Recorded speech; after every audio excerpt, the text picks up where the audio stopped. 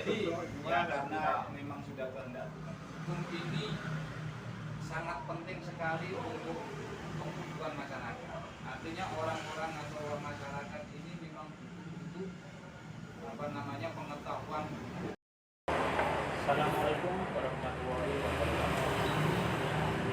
Selamat siang, selamat sore, dan dimanapun Anda berada. Hari ini kita sedang bersama seseorang.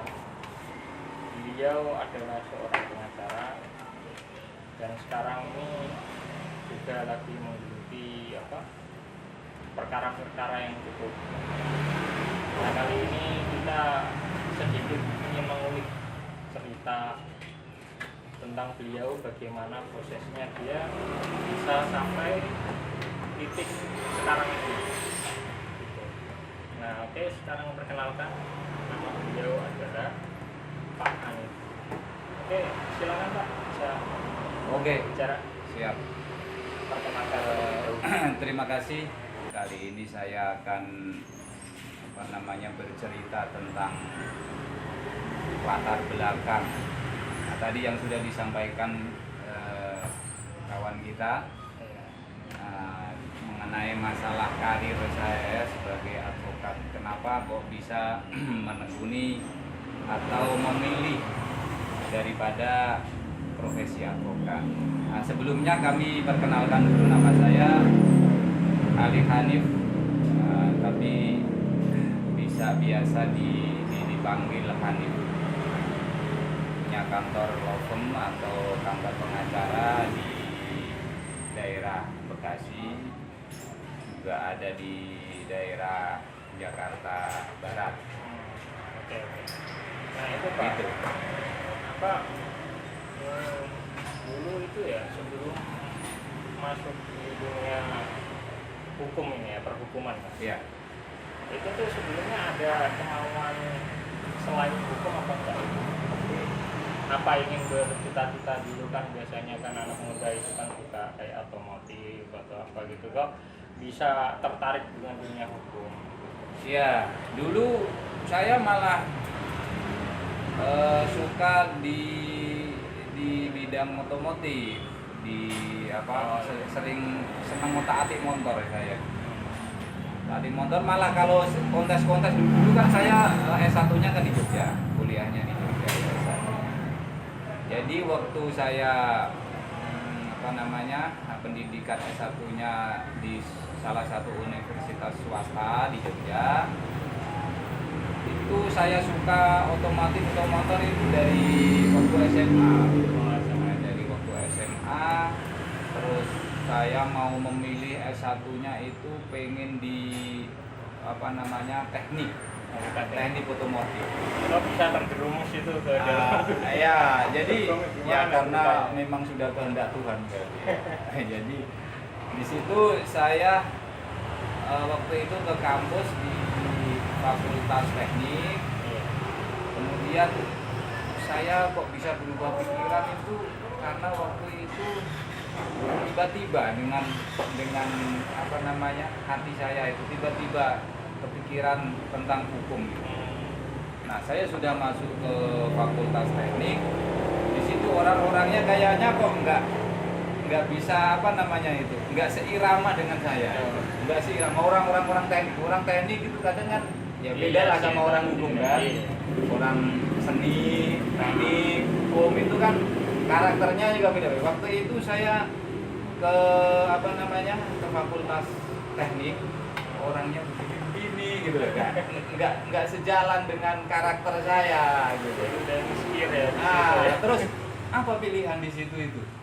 Nah, di situ di antara yang lain ada ekonomi, ada hukum, salah satunya teknik itu. Nah, terus saya pilih wah ini kayaknya bagus di hukum. Nah, karena setelah itu saya seimbangkan dengan situasi kondisi di masyarakat waktu itu ya. Nah, jadi kayaknya hukum ini sangat penting sekali untuk kebutuhan masyarakat. Artinya orang-orang atau masyarakat ini memang butuh untuk pengetahuan hukum. Nah, disitulah waktu itu saya langsung memilih di Fakultas Hukum. Itu ceritanya kenapa kok bisa memilih hukum? Karena ya ada satu orang-orang di teknik waktu itu saya kayak tidak sejalan, tidak seirama dengan karakter saya. Yang kedua, setelah saya pertimbangkan tentang hukum ini, memang masyarakat memang butuh pengetahuan hukum, terus lebih ke dalam lagi tentang bantuan-bantuan hukum itu sangat perlu, sangat penting, apalagi di daerah-daerah atau desa-desa. Begitu sih. Itu tahun berapa itu masuk ini? Kuliah ya? Iya. Nah, waktu kuliah waktu itu saya angkatan tahun 2002. 2002. Iya, tahun 2002 itu saya hijrah untuk pendidikan ya. Itu di Yogyakarta. Nah, itu dari circle ya, atau ini dalam keluarga itu apakah ada yang di bidang hukum? Kalau keluarga mah nggak ada, semua dagang semua. Oh, pedagang ya. Dagang semua, wira swasta, dagang semua. Sendiri, Nah, iya, cuman kan ya memang saya didukung dari keluarga. Dukungan itu ya secara moral, secara material didukung. Cuman kan mengenai masalah kefokusan atau memilih daripada entah itu di hukum, entah itu di teknik, entah itu di ekonomi, itu terserah saya. Itu sesuai dengan apa yang saya inginkan gitu. Cuman keluarga yang mendukung secara materi, secara moral. Itu aja sih, nggak ada dukungan keluarga kamu harus di sini. Orang hukum nggak ada, keluarga saya nggak ada yang cuman berdagang atau wira swasta. Itu selesai dari itu terus hijrah ke Jakarta.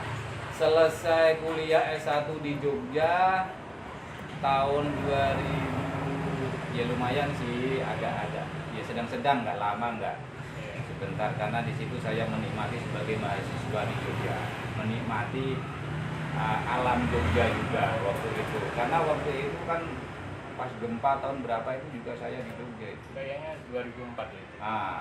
2000 berapa lupa saya ya, pokoknya waktu gempa. Nah, setelah itu pasca gempa saya KKN gitu kan. KKN saya ya di daerah-daerah yang tertimpa musibah gempa ya, pasca gempa. Nah, itu terus lulus tahun 2007. Tahun 2007. Karena ya memang terbentur dengan situasi kondisi di daerah Jogja. Lagi pemulihan pasca.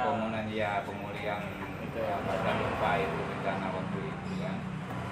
Gitu. Itu di sana juga ini sibuk bantu di bidang hukum atau coba-coba bisnis yang lain itu. Di Jogja? Iya kan di Jogja. Kalau waktu di Jogja waktu itu mau lulus itu di kampus kan ada LBH-nya. Oh, ada LBH. Nah, di LBH itu pas kebetulan nggak ada yang jaga atau nggak ada yang ngisi di kantor LBH. Hingga waktu itu saya isi di situ sama kawan satu alumni waktu itu. Cuman ya untuk pengetahuan atau pengalaman dalam perkara aja. Waktu itu ada perkara 1-2 ada. Cuman kan untuk praktek saya waktu itu kan masih mahasiswa ya, belum lulus S1-nya, tapi sudah semester akhir. Nah, waktu itu ikut magang lah di LBH itu. Untuk pengalaman praktek di lapangan. Itu ini Pak, proses untuk untuk menjadi seorang pengacara itu bagaimana? Itu bisa diceritakan nggak? Barangkali nanti bisa teman-teman yang baru lulus dari hukum mau untuk masuk ke profesi advokat atau itu kan bisa sharing-sharing. Ya bisa diceritakan. Iya bisa. Jadi waktu itu setelah saya hukum lulus ya, karena kan begini ceritanya. Ini kalau cerita agak panjang juga, tapi kita bicara singkatnya perjalanan kami. Ya ada harus prihatin. Kalau pengacara itu dunia pengacara atau advokat, lawyer itu kelihatan di masyarakat itu kayaknya wah mewah atau profesi elit gitu ya, profesi elit atau kehidupannya itu glamor gitu.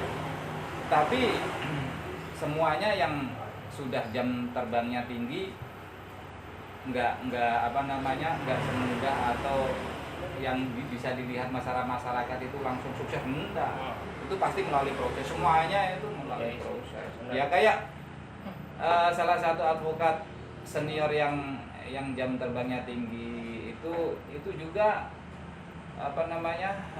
cerita latar belakangnya juga dari bawah. Ya pasti ada lah histori perjalanannya itu bawa motor dulu iya. ya, cerita itu pengacara kondang yang sudah yang dilihat itu kebanyakan orang kan kayak Hotman Paris gitu ya. Nah itu salah satunya pengacara. Itu kan jadi orang itu mindsetnya pengen terjun pengacara gitu. Ya. Itu mudah. Iya.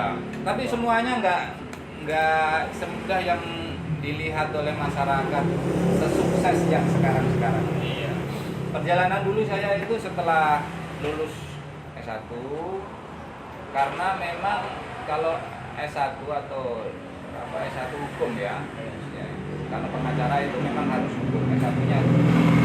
Kalau dari ekonomi misalkan S2-nya kok hukum nggak bisa, S1-nya itu harus. Nah waktu itu saya lulus mau dibawa kemana ini titel S1 saya hukum ini ya. Nah waktu itu saya berpikirnya ke arah mana ini. Ya memang semua instansi, lembaga atau perusahaan manapun itu pasti membutuhkan orang. Iya Pasti ya. Tapi sekarang itu kan kayaknya orang itu pada sensitif apa-apa itu. Iya apalagi zaman sekarang kan dunia maya, itu kan benturannya dengan pasti ada ranah hukumnya masuk senggolan benturan dengan hukum itu kebanyakan besar di situ. Makanya semua lembaga, instansi atau perusahaan swasta itu pasti membutuhkan orang di bidang entah sebagai legal atau sebagai in-house lawyer atau pengacara. Nah waktu itu saya pernah mencoba untuk masuk PNS saya di bidang hukum tadi. Di bidang apa itu? Kementerian Hukum dan HAM.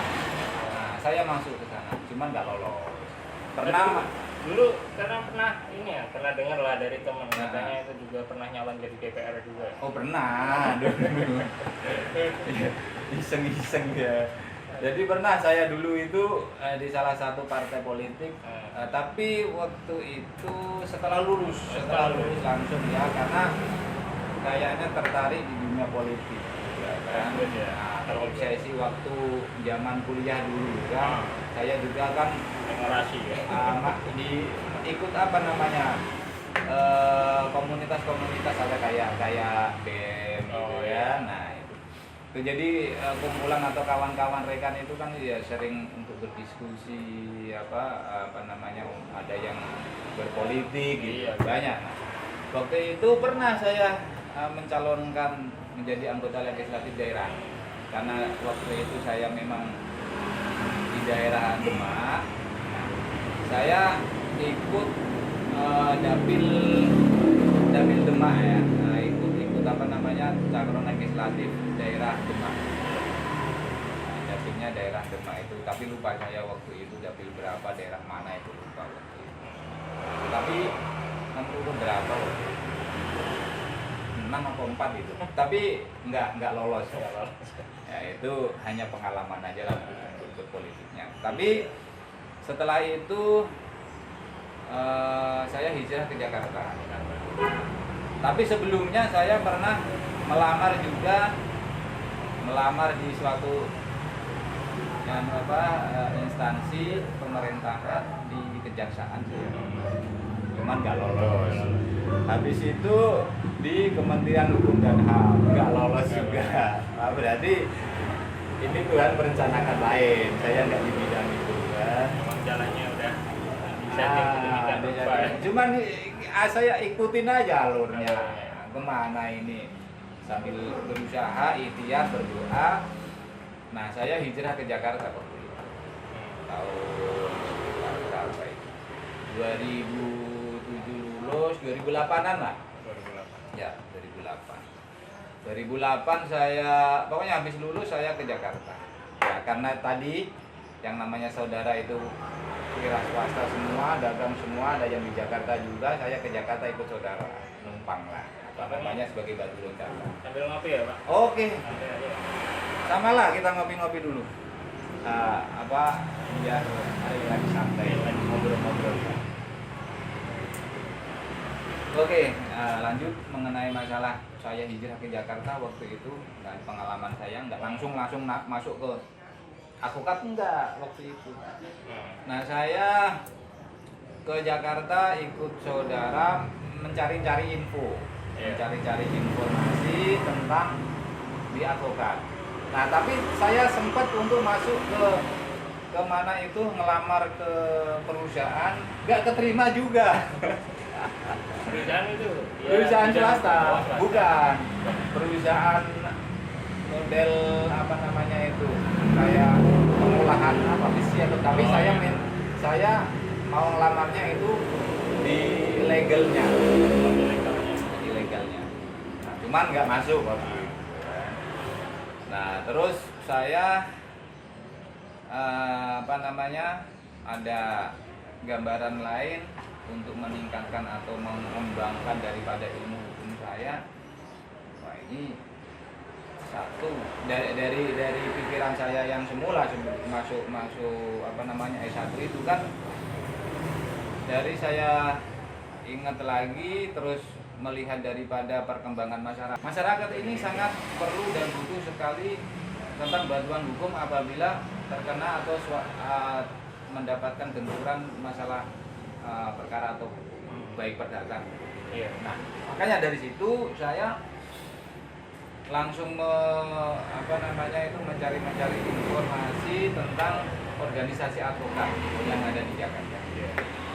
Akhirnya setelah saya mendapatkan informasi dari saudara juga, saya diajak, ini ada informasi organisasi advokat ini membuka pendidikan advokat. Karena hukum itu tidak langsung menjadi advokat daftar atau enggak, melalui pendidikan juga, pendidikan ujian, itu baru diangkat atau disumpah menjadi advokat. Penyumpahan itu juga di pengadilan. Nah, waktu itu saya masuk ke suatu organisasi advokat melalui pendidikan. Waktu itu saya magang lah, saya magang tahun 2008 bulan berapa itu, 2008 saya sudah magang. 2008 saya sudah magang di pos bantuan hukum. Pos bantuan hukum itu memang dibentuk undang-undang untuk memberikan layanan hukum, bantuan hukum terhadap masyarakat yang tidak mampu. Nah, di situ. Nah, makanya di sini waktu itu saya masuk ke suatu organisasi advokat itu sekalian ikut magang, dan itu waktu itu saya ditempatkan di Pengadilan Negeri Jakarta Timur. Saya di situ pos bantuan hukumnya MUU atau kerjasama dengan Pengadilan Negeri Jakarta Timur. Pertama kali pos bantuan hukum atau lembaga bantuan hukum itu periode saya. Nah, terus satu lagi karena di situ berdekatan dengan Pengadilan Tata Usaha Negara PT-UN Jakarta, hanya berseberangan saja. Nah, saya ditempatkan di situ pula, ditempatkan di Pengadilan Tata Usaha Negara PT-UN Jakarta, ya, yang kantornya dulu waktu itu di sebelah Wali Kota Jakarta Timur. Nah, jadi saya mondar-mandir tiket dari ini ke PN Timur, besok ke PT-UN. Gitu. Nah, memang di situ ada apa namanya, ada cerita tersendiri lah mengenai masalah penanganan perkara dengan menghadapi klien-klien berbagai macam apa namanya karakter klien ya. Karena waktu itu kebanyakan kalau di pos bantuan hukum itu perkara pidana, perkara pidana.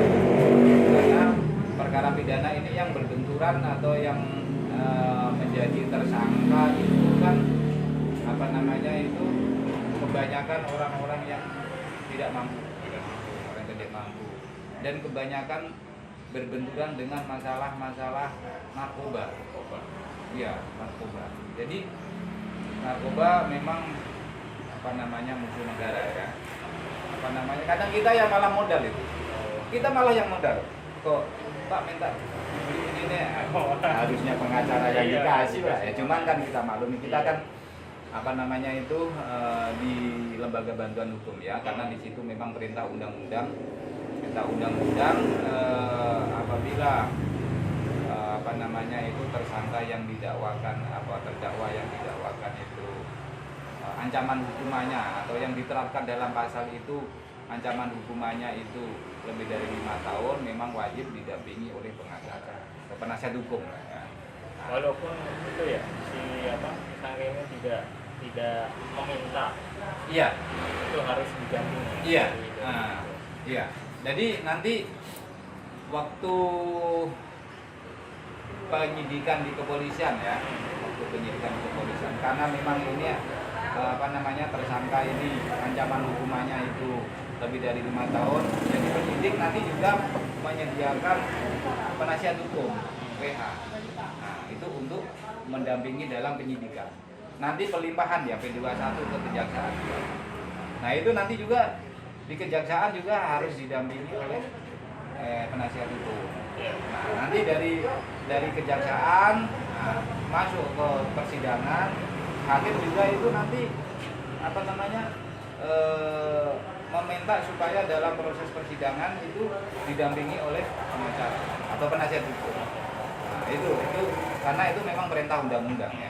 Nah, di situ. Karena ancamannya itu lebih dari 5 tahun. Itu diatur, itu juga untuk bantuan hukum itu juga diatur dalam apa namanya undang-undang bantuan hukum itu. Undang-undang bantuan hukum itu apa namanya diatur dalam pasal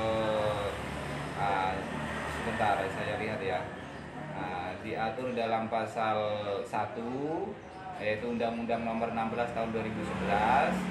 Nah, pasal 1 ayat 1 itu yang mengatakan bantuan hukum adalah jasa hukum yang diberikan oleh pemberi bantuan hukum, yaitu LBH, anggota LBH atau pos bantuan hukum waktu itu kami tim itu secara cuma-cuma kepada penerima bantuan hukum, cuma-cuma.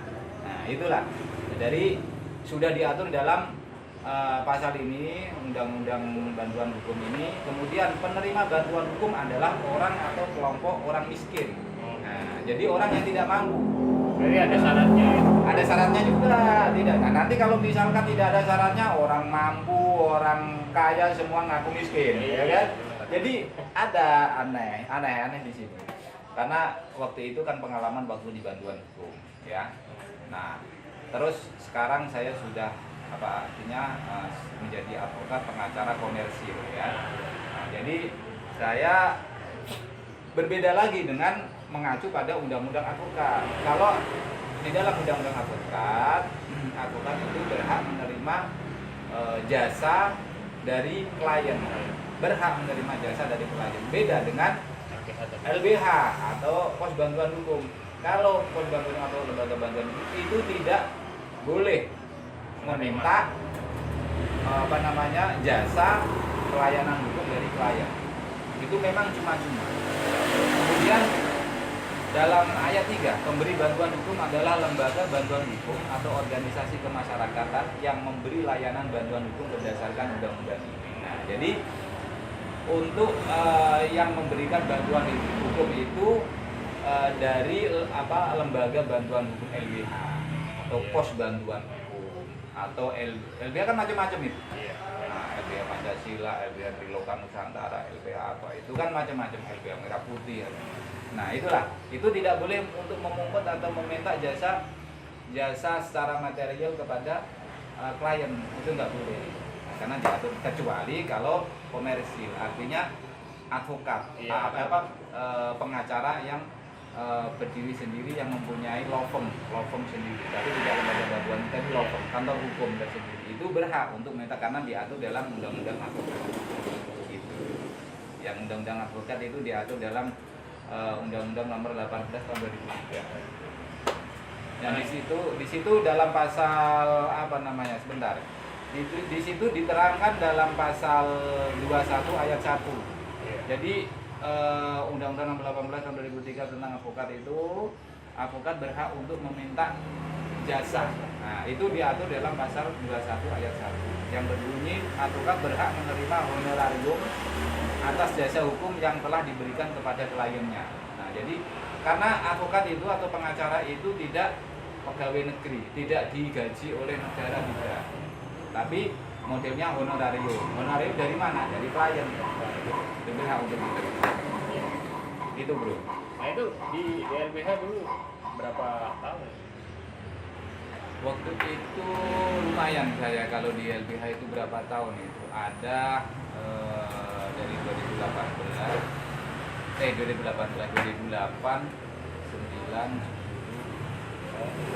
ada 5 tahunan saya. Lama juga ya? Lama saya itu di LBH. Tapi kan saya sudah menjadi pengacara, udah dilantik, disumpah jadi pengacara, tapi masih di LBH, diperbantukan di LBH. Karena waktu itu pengalaman saya menangani suatu perkara atau kasus, bisa kami ceritakan di sini.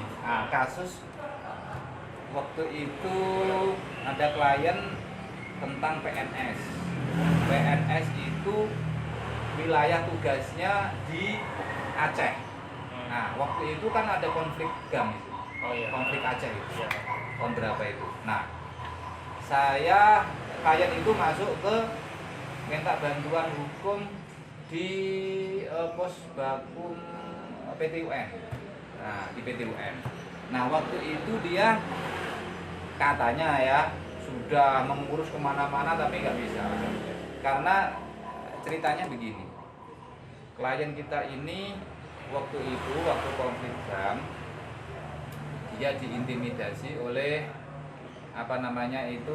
sekelompok gerombolan GAM, didatangi rumahnya, diintimidasi, diancam-ancam, kalau kalian tidak keluar dari sini mati katanya. Nah kalau kamu mau selamat keluar dari sini. Nah akhirnya dia kabur. Kabur di daerah Jawa Barat. Nah setelah itu waktu itu terus ada peraturan presiden kalau nggak salah. Peraturan presiden itu yang mengatakan intinya begini, semua pegawai negeri sipil atau semua pegawai negeri sipil itu yang bertugas di wilayah Aceh yang kena dampak daripada konflik GAM, yang meninggalkan tugasnya di wilayah Aceh, segera untuk melaporkan ke kedinasan masing-masing. Nah, diberi jangka waktu itu berapa tahun? Katakan 2 atau 3. Berapa tahun lah? 2 tahun katakan ya. Nah, waktu itu klien kami tidak ngurus. Nah, minta untuk diuruskan orang lain. Nah, pas orang lain itu kebetulan waktu itu kena banjir itu? Tsunami. Ya, kena tsunami di Aceh. Jadi orang yang disuruh ngurus itu nggak ada kabar kuburnya. Entah itu kena tsunami, korban tsunami juga, ataukah kemana nggak tahu. Karena yang ngurus itu terus nggak ada kabar kuburnya. Sehingga perpres itu jangka waktunya habis. Sehingga klien kami ini tidak ada laporan ke dinas, karena klien kami ini guru. Guru. Nah, jadi di dinas pendidikan Aceh sana kan. Jangan segitu kan juga PNS kayaknya gajinya kan kurang juga ya. Iya, itu kan. Berapa juga. Nah, ya artinya bisa lah untuk mengikuti daripada kebutuhan keluarga kan ya. Cuman mereka klien kami ini memilih kabur waktu itu kan. Nah, jadi saya waktu itu menggugat terus dipecat. Nah, alasannya pemecatan itu kabur dari tugas. Nah, disuruh ngelapor waktu itu ada perpres itu tapi tidak lapor. Nah, kita lihat dari ada alasan-alasan tertentu. Iya. Nah, sehingga waktu itu kami sebagai waktu itu penasihat hukumnya kami banding dulu lah. Akhirnya kita ajukan gugatan ke PT UN, menggugat ke BKN Nasional, Badan Kepegawaian Nasional kan. Nah, waktu itu saya gugat, terus ketemu mediasi, saya juga datang ke kepala bagian apa waktu itu, direktur bagian apa itu waktu itu saya datang juga. Akhirnya ya sehubungan dengan situasi kondisi waktu itu ya untuk menyelamatkan jiwa juga kan. Tidak hanya jiwanya klien saya secara pribadi tapi keluarganya juga ya kan, keluarganya juga, istrinya, anaknya, semuanya kan.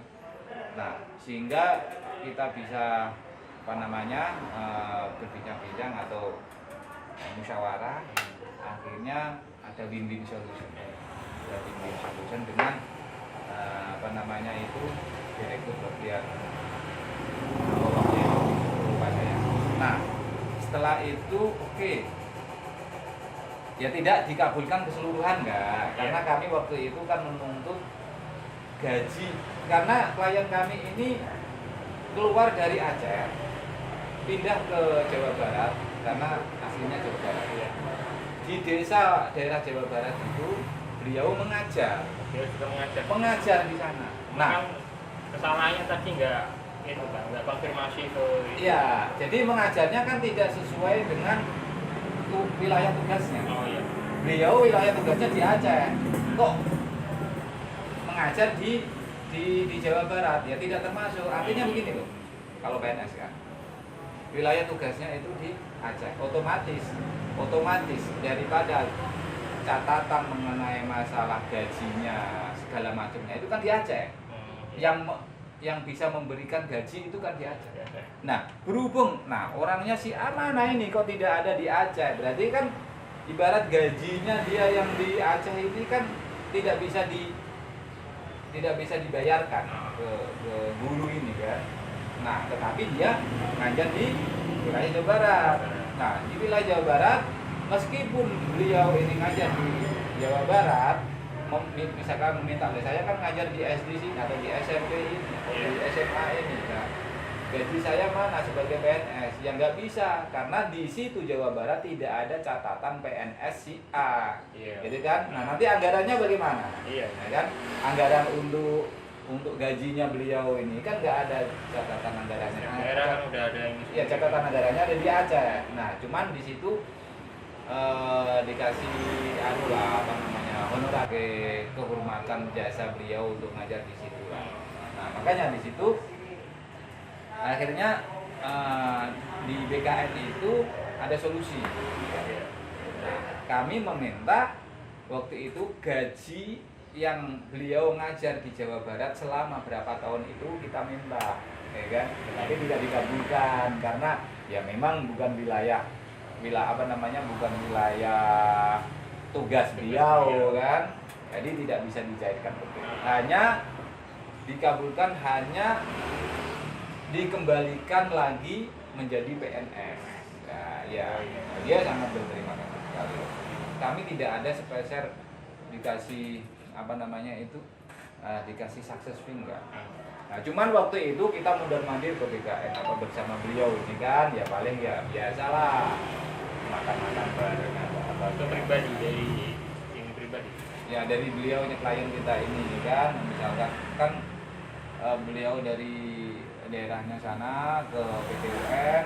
terus kita jalan bareng ke BKN. Nah selanjutnya kan kami kan mondar-mandir ke BKN atau segala macam oleh dikasih uang profit gitu kan. Tapi setelah berhasil itu ya nggak ada untuk apa namanya dikasih satgas dia peningkatan, karena di BNP kami juga meminta untuk itu juga kalau ada imbalan balik lebih besar daripada itu pengalaman waktu di LBH. Banyak pengalaman di LBH itu. Kadang yang di Jakarta Timur mengenai masalah pidana ya, itu kebanyakan kan mengenai narkoba itu mereka semua ini kadang itu tidak mengetahui apa bahayanya narkoba. Yang penting mereka diajak teman-temannya itu happy di situ. Nah, akhirnya ketagihan di situ. Iya. Nah, ketagihan tidak hanya memakai, akhirnya dia mengedar pula, ya kan?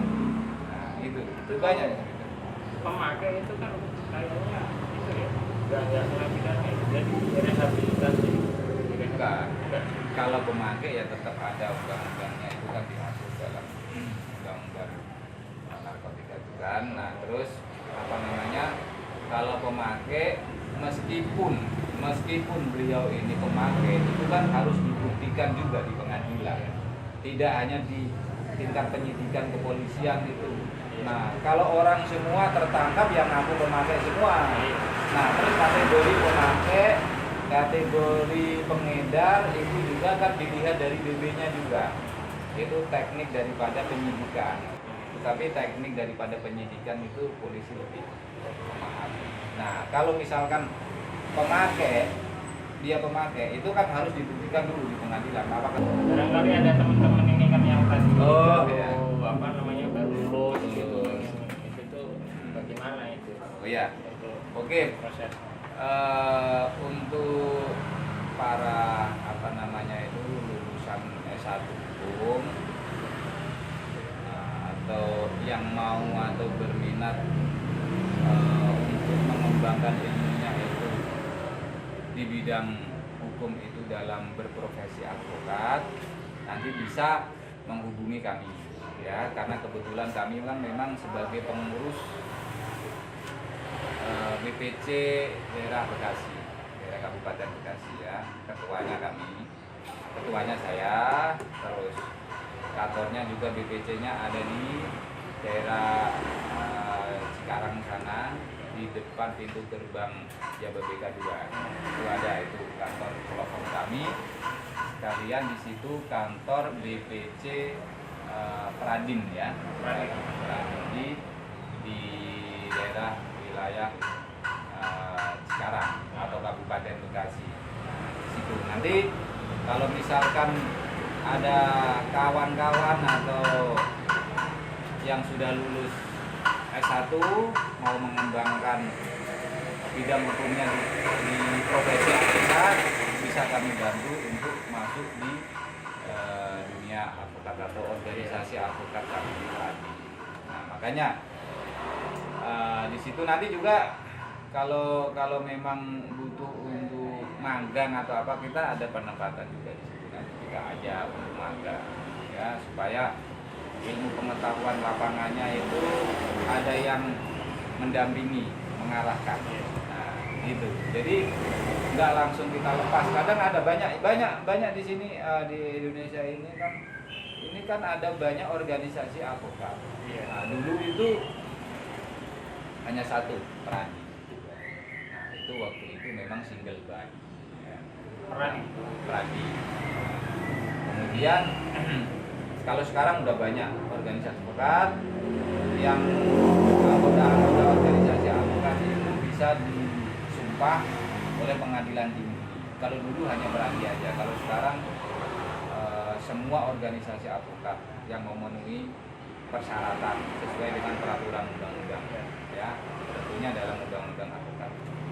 Nah, itu karena sekarang kan memang multibar ya, multibar. Jadi dulu single bar, kalau sekarang jadi semua organisasi advokat bisa untuk mengajukan sumpah kepada pengadilan tinggi untuk wilayah hukum masing-masing sesuai dengan KTP. Itu bisa kita bantu. Jadi untuk teman-teman yang baru lulus S1 di bidang hukum ya, kalau ingin melanjutkan pendidikan untuk berkarir atau Profesi. memfokuskan di profesi pengacara, nanti bisa hubungi beliau Pak Hanif. Ya. Kita nanti bisa komen di channel kita ya. Nanti akan kami arahkan ke kantor beliau. Nah, untuk yang terakhir nih Pak, ada sesuatu nggak yang ingin disampaikan untuk pengacara yang baru mulai, pengacara muda atau yang baru lulus dari sekolah S1-nya ini tadi, biar semangat. Oh, Ada. oke. Saya sampaikan kepada teman-teman semua yang sudah lulus S1-nya di bidang hukum, yang mau untuk berprofesi sebagai advokat, ya harus dipersiapkan keseluruhannya, karena jangan sampai nanti terjuni di dunia advokat atau sebagai lawyer itu nanti kecewa di sana. Kok begini? Kok susah amat? Nah, jadi nanti ada kemungkinan ada pikiran jadi itu ibarat begini. Advokat kalau dulu pengacara, nah, itu 10. Nah, terus ada perkara 15. Nah, jadi kan semua kepegang semua. Pengacara semua itu. Nah, tapi kalau sekarang ibaratnya ada pengacara 50, perkaranya cuma 20. Nah, jadi banyak juga yang pengacara-pengacara yang kurang pengembangan dalam berpraktiknya untuk perkara itu. Nah, makanya kalau saya bisa sampaikan kepada teman-teman yang mau untuk masuk di dunia advokat, harus ditata dari luar dalam. Nah, jadi harus siap mental luar dalam, karena pada dasarnya kalau jadi advokat atau pengacara itu memang pada dasarnya melayani daripada kebutuhan masyarakat ini di bidang hukum. Nah, jadi bisa mengabdikan kepada masyarakat untuk memberikan bantuan atau pelayanan hukum terhadap masyarakat. Nah, tentunya jangan mengharapkan terlebih dahulu untuk imbalan atau jasa secara material, gitu. Nah, karena masih banyak juga masyarakat ini yang awam tentang hukum. Karena perkara-perkara untuk yang di daerah-daerah di perdesaan, perkampungan, itu banyak perkara yang tidak bisa dihandle atau tidak bisa dimasuki oleh pengacara.